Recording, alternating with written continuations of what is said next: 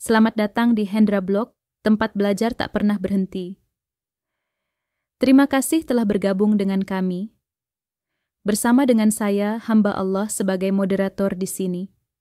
Mari kita mulai terjemah Daqaiqul Akhbar bab 20, Sangkala Maut, Hari Kebangkitan dan Padang Mahsyar. Ketahuilah, sesungguhnya malaikat Israfil alaihi wasallam itu mempunyai tanduk. Dan Allah Ta'ala menjadikan Lauhul Mahfudz dari intan yang putih yang panjangnya antara langit dan bumi kali 7, kemudian Allah menguntungkannya di Arasy, telah ditulis dalam Lauhul Mahfudz, yaitu sesuatu yang tetap sampai pada hari kiamat. Bagi malaikat Israfil itu mempunyai 4 sayap, 1 sayap ada di timur, dan 1 sayap berada di barat, 1 sayapnya lagi menutupi dirinya, dan sayap keempat menutupi kepalanya.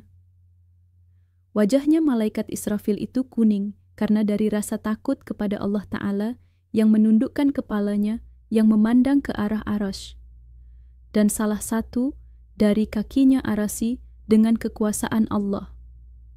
Karena sesungguhnya Israfil itu kuning karena dari rasa takut kepada Allah Ta'ala kuningnya seperti burung pipit. Maka ketika Allah menetapkan sesuatu di lauh dan membuka tutup wajahnya Israfil, akhirnya ia bisa melihat kepada sesuatu yang telah ditetapkan oleh Allah dari suatu hukum dan perintah. Dan tidak ada dalam kalangan para malaikat yang lebih dekat tempatnya dari Arasy, kecuali malaikat Israfil alaihissalam jarak.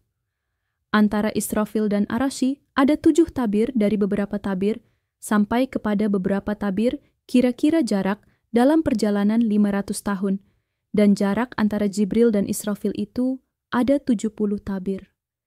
Dan sangkala telah diletakkan di atas pahanya yang kanan, dan ujung sangkala itu sudah berada di atas mulutnya, maka Israfil tinggal menunggu perintah Allah Ta'ala.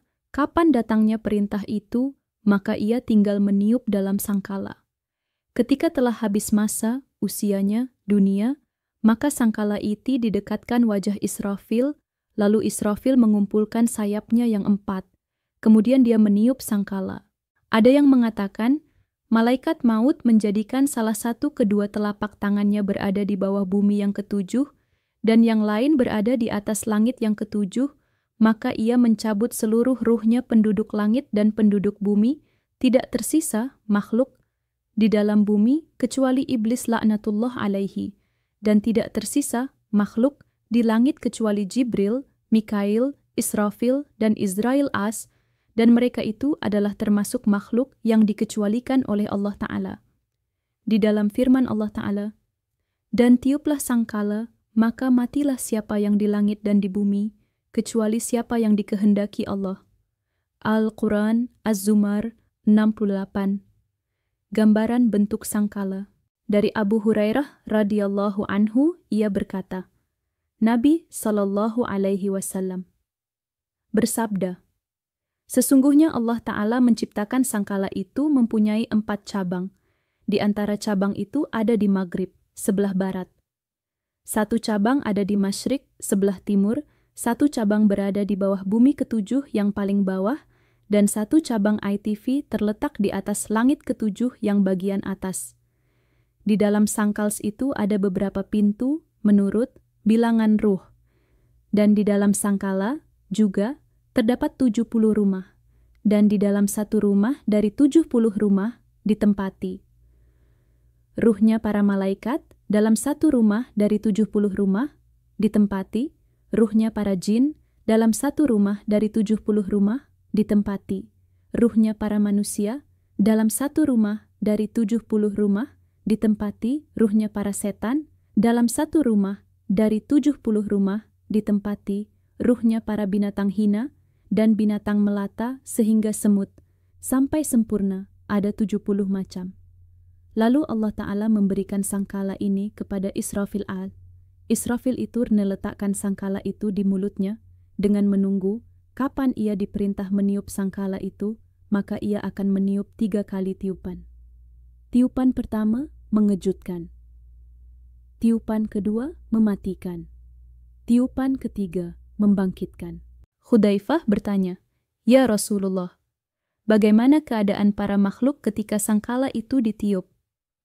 Nabi Shallallahu Alaihi Wasallam menjawab, "Hai Hudzaifah, demi zat yang menjadikan diriku dalam kekuasaannya, ketika sangkala itu ditiup, maka terjadilah kiamat.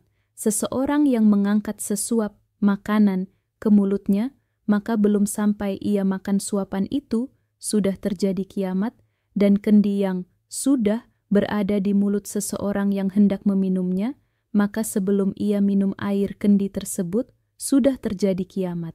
Terima kasih banyak telah menonton. Jika Anda menikmati video ini, pastikan untuk menyukai, berlangganan, dan menekan ikon lonceng agar Anda tidak pernah melewatkan konten terbaru kami. Kami menghargai dukungan Anda dan berharap dapat menghadirkan lebih banyak video menarik. Nantikan dan sampai jumpa di lain waktu.